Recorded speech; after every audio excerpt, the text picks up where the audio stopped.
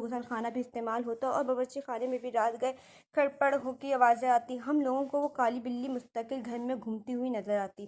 ہم لوگ اب آہستہ آہستہ ان باتوں کے جیسے عادی ہوتے جا رہے تھے۔ جب وہ ہولناک واقعہ رونما ہوا، جس کے بعد ہم نے فوراً وہ گھر چھوڑ دیا۔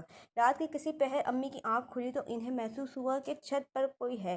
وہ سمجھی ہم بہنیں سونے کے بجائے گپوں میں مصروف ہیں۔ وہ دبے قدموں سے میں 10-12 عجیب شکل والوں کو بیٹھا دیکھا۔ وہ منظر اتنا خوفناک تھا کہ امی بے ہوش ہو گئیں۔ فجر کی نماز کے لیے جب ابو اٹھے اور امی کو کمرے میں نہ پا کر لاؤنج میں آئے تو انہیں سیڑھیوں پر امی اوندھے منہ پڑی نظر آئیں۔ ہوش میں آنے پر جب امی نے رات والا منظر بتایا تو ابو نے فوراً فیصلہ کر لیا کہ یہ گھر چھوڑ دینا مناسب ہے۔ اس سے پہلے کہ کوئی بڑا نقصان ہوتا، ہم نے وہ گھر چھوڑ دیا۔ آج اتنے برس گزر جانے کے بعد بھی سوچو تو خوف کی سرد لہر ہمارے جسموں میں دوڑ جاتی ہے کہ ہم 6 ماہ جس کو بلی سمجھتے رہے، دراصل